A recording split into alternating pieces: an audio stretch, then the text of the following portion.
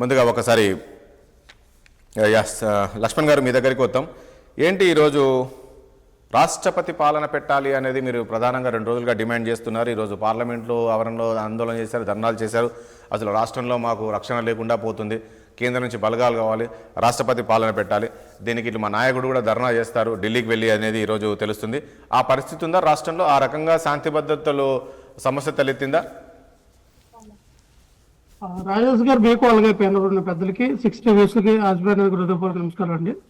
ఖచ్చితంగా రాష్ట్రంలో శాంతి భద్రతలు క్షీణించే, శాంతి భద్రతలకి విఘాతం కలుగుతూ ఉంది. ఎక్కడ కూడా మరి రాష్ట్రంలో మనం చూస్తే పోలీసు వ్యవస్థ పనిచేస్తుందా లేదా, ఇంటెలిజెన్స్ వ్యవస్థ పనిచేస్తుందా లేదా అనే అవమానాలు కనబడుతూ ఉన్నాయి.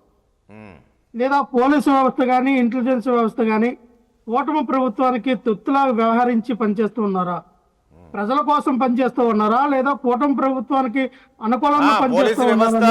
కాదండి లక్ష్మణ్ గారు, పోలీస్ వ్యవస్థ ఈరోజు సరిగ్గా పని చేయకుంటే ఇదే అంబాటి రాంబాబు ఇంటిపైకి దాడి చేయనప్పుడు అంబాటి రాంబాబుకు ఏ రకమైన పరిస్థితి ఉండేది?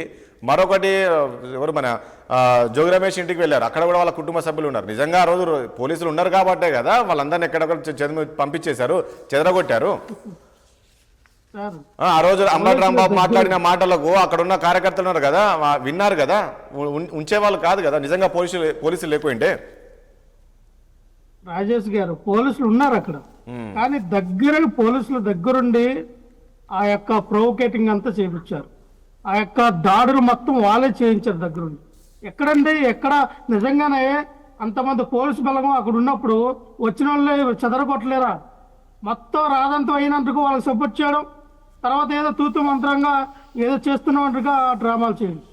కనబడుతుంది కదా క్రిస్టల్ క్లియర్ గా. ఇక్కడ చిన్నపాటి ఇష్యూకే మీరు రాష్ట్రపతి పాలన కావాలి అడుగుతున్నారు ఏంటి? నాకు అర్థం కాదు సార్.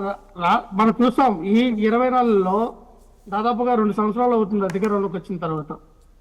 ఒక పక్కన చూస్తే నల్లపరెడ్డి ప్రసన్న కుమార్ రెడ్డి గారు ఇంటి దగ్గర ఏ రకంగా మరి విధ్వంసం సృష్టించారో మనం చూసాం. పెద్దిరెడ్డి రామచంద్ర రెడ్డి గారు, మిథున్ రెడ్డి గారు ఇంటి దగ్గర ఏ రకంగా మరి ఈ రకమైనటువంటి దాడులు చేశారో మనం చూసాం. ఒక కొడాలి లాని, ఒక వల్లభనేని వంశీ, అలాగే ఈ రోజున జోగి రమేష్ గారు, అలాగే అంబటి రాంబాబు గారు, మొన్నటి వరకు విడుదల రజనీ గారు.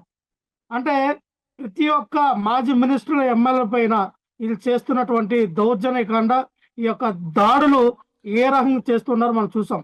ప్రజాస్వామ్యంలో బతికే హక్కుని అంటే వైఎస్ఆర్ పార్టీ నాయకులు కానీ, వైఎస్ఆర్ పార్టీకి సింపథైజర్గా ఉన్నటువంటి వ్యక్తులు కానీ కోల్పోయారా? ప్రజాస్వామ్యంలో బతికే హక్కు లేదా మాకు? అంటే ప్రశ్నిస్తే చంపేస్తారా? ప్రశ్నిస్తే దాడులు చేస్తారా?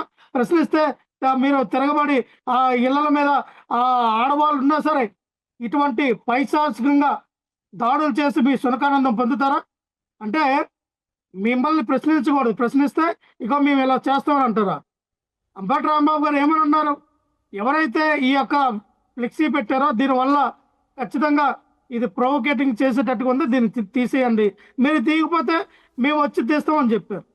మరుసటి రోజు గుడికి వెళ్ళి పూజించుకొని వచ్చిన దారి మధ్యలో వీళ్ళందరూ కూడా అక్కడ ఉన్నటువంటి నామినేటెడ్ పోస్టులు ఎవరైతే టీడీపీ నుంచి తీసుకున్నారో చాలా వరకు నామినేటెడ్ చైర్మన్ పర్సన్స్, కార్పొరేటర్లు, అలాగే ఎమ్మెల్యేలు అందరూ కూడా అక్కడ ఉండి స్టిక్లు, రాడ్లు, కర్రలు తీసుకుని ఒక వీధి రౌడీలాగా తీయాలంటే లక్ష్మణ్ గారు తీయాలి కాదు తీయాలి అంటే మీరు తీయాల్సిన అవసరం లేదు. అక్కడ మున్సిపాలిటీ వాళ్ళు ఉంటారు, వాళ్ళకి మీరు కంప్లైంట్ చేయొచ్చు, వాళ్ళు తీసేస్తారు. ఇలా అభ్యంతరకరంగా ఇలా పోస్టులు పెట్టారు రోడ్ల మీద, సో దీనిపైన చర్యలు తీసుకోవాలని చెప్పేసి మీరు పోలీసులకు చెప్పొచ్చు, అక్కడే మున్సిపాలిటీ వాళ్ళకు కూడా కంప్లైంట్ చేయొచ్చు.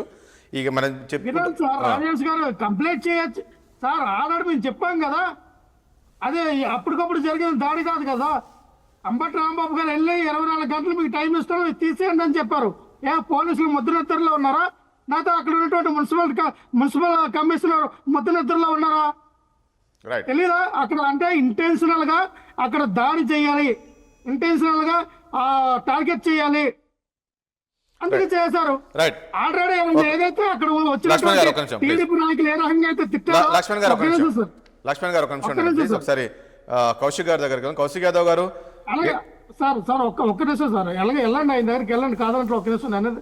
ఎలాగైతే అక్కడ వచ్చినట్టు టీడీపీ కార్యకర్తలు ఎలాగైతే ఉన్నారో అమ్మ నా బూతులు తిట్టారు, ఎవరు వందనదేవి అంట కూడా చాలా కమ్మగా మాట్లాడారు, కమ్మనైన భాషతో. మరి మరి అది ఏ పదజాలమో నాకు అర్థం కావట్లా. నువ్వు మగాడు అయితే రారా అంటే అంటే ఏం కోరుకుంటున్నావుడా, ఏం చేయాలనుకుంటున్నావు? మగాడు అయితే రారా అంటే ఆ వయసులో ఆవిడ నా తెలిసి ఒక 50 సంవత్సరాల నుండి ఉంటాయి ఆవిడకి. ఉమ్, మగాడు అయితే రారా అని తొడగొడతా ఉంది. గ్రంథాలయ శాఖ చైర్మన్ అంట ఆవిడ. ఉమ్. మరి ఏమంది అంటే వీళ్ళంతా ప్రొవోకేటింగ్ చేసి దాన్ని తట్టుకోలేక ఈయన ఏమన్నాడు, రండ్రా కొడితే కొట్టండి, ఎవడు కొడతాడు రండ్రా, మీరు వస్తారా, చంద్రబాబు నాయుడు వాళ్ళ అమ్మమ్మ కూడా వస్తాడు రండి అని అన్నాడు. రైట్. ఆయన తర్వాత సారీ కూడా చెప్పాడు, నేను అటువంటి మాట అనకూడదు అన్నాను, నా వయసు రీత్యా నేను అటువంటి పదజాలం బయటికి రాకూడదు, నేను ఎప్పుడు కూడా అటువంటి మాటలు ఆడలేదు, అయినా క్షమించానని అన్నారు. ఆ సాయంత్రం ప్రెస్ మీట్ పెట్టిన 6 గంటలైనా ఇంటి మీద దాడి. రైట్. అక్కడ ఓకే. ఉన్నటువంటి స్థానిక ఎమ్మెల్యే ఎవరైతే ఆ గల్లా మాధవి ఉన్నారో ఆవిడ ఇప్పుడు కూడా మళ్ళీ స్టేట్మెంట్ ఇచ్చింది, మళ్ళీ మీరు ప్రొవోకేటింగ్ చేస్తే ఈసారి మిమ్మల్ని పరామర్శించడానికి వచ్చిన వాళ్ళకి మీ ఆస్తులంతా కూడా అమ్మేసి వాళ్ళకి ఛార్జీలు కట్టాలని. ఏ తమాషాగా ఉందా? అధికారం మీ చేతులు ఉంటే ఒళ్ళు బలిసిపోయి మదమెక్కి ఇటువంటి మాటలు మాట్లాడతారా?